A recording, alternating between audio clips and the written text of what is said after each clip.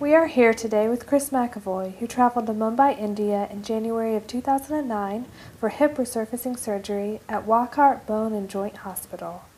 Chris, could you briefly describe the type of surgery you had? In January of this year, I had my right hip joint resurfaced. That's an operation where they replace the damaged cartilage and bone with an implant, a metal-on-metal implant that mimics the natural joint, and also it gives it the same type of a range of motion and weight-bearing characteristics that a normal hip joint would have. So why did you travel overseas for this surgery? When I began to research the options in terms of getting hip resurfacing done, I realized that all of the surgeons who were really experienced at the procedure were overseas. It's only been approved since the spring of 2006 in the United States, and all of the surgeons in the United States that had been trained in that I talked to had only been able to perform a very limited number of procedures, and I just wasn't comfortable with the lack of experience that they had.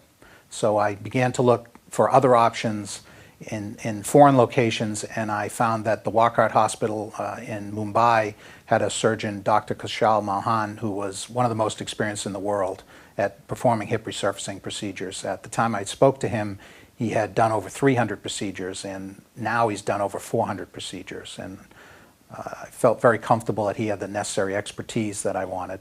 Wockhardt's also a JCI certified facility. They have an ongoing affiliation with Harvard Medical School, which was attractive to me. And finally, I was pleased to learn that both Dr. Malhan and Wockhardt Hospital were actually considered in-network providers by my insurance plan. Could you tell me a little bit about your firm? Sure. I work for AON Corporation. We're the world's largest insurance and reinsurance broker.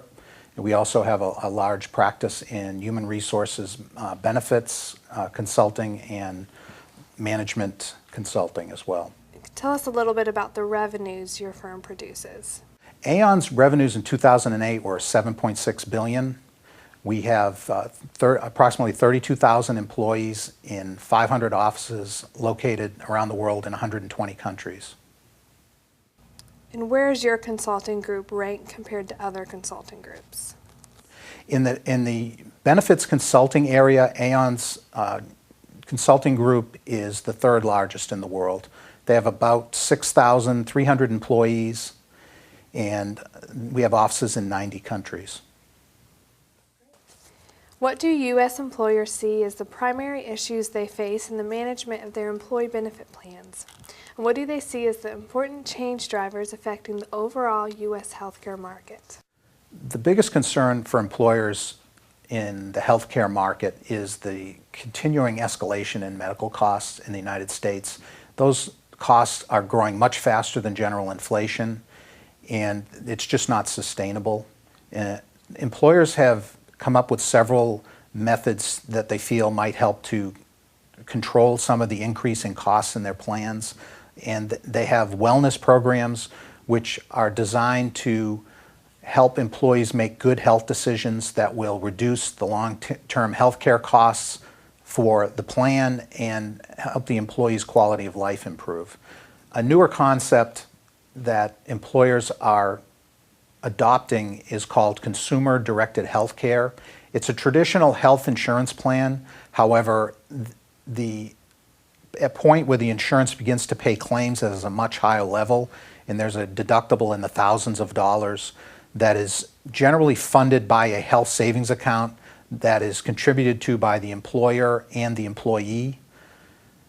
This is designed to make the employee more aware of the costs of their health care and give them an incentive to manage those costs. In your position as a risk and benefits consultant at AON, what do you think about the value proposition of medical travel for U.S. employers? Well, I believe that the economics of foreign health care are always going to be superior to the United States. That goes without saying. Many uninsured patients for years have gone overseas for surgeries, and so there's no doubt that it's cost effective. The reason that I chose to go to India, however, was not for the cost necessarily. Yes, I did save some money myself, and my employer saved a lot of money on the cost of my going to India, but my primary reason for going was really the skill of the surgeon and the overall quality of the facility that I went to have my surgery. And I believe that that is going to become more of a factor for the insured patient, where cost is not quite as big a consideration as it would be for an uninsured patient. An insured patient is looking for quality generally and a good chance of having a favorable outcome. And that was really the reason why I chose to go to Wockhardt and have Dr. Malhan do my surgery. From a cost standpoint, it really surprised me that my company saved 50% on the cost of my surgery. Equally so, while I was there, a woman from Mobile, Alabama, who could not get insurance, was also having a double hip replacement surgery. And I got to know her and her husband pretty well. And I was astounded when they told me that the cost for her to have her surgery in the United States would have been $90,000. However, the cost for them to have their surgery at Wockhardt Hospital, not counting transportation costs and other incidental expenses, was $18,000. And that was very surprising to me. I believe that my company can really assist U.S. employers understand this more fully and implement a medical travel option for their employees that choose to take advantage of the great healthcare facilities overseas. It benefits the employee because the employer will give the employee an incentive to go and do this. And normally companies that have been doing this eliminate any deductibles or any copays. In my case, if my company had a full medical tourism option, that would have saved me over $7,000 out of pocket versus having my surgery in the United States.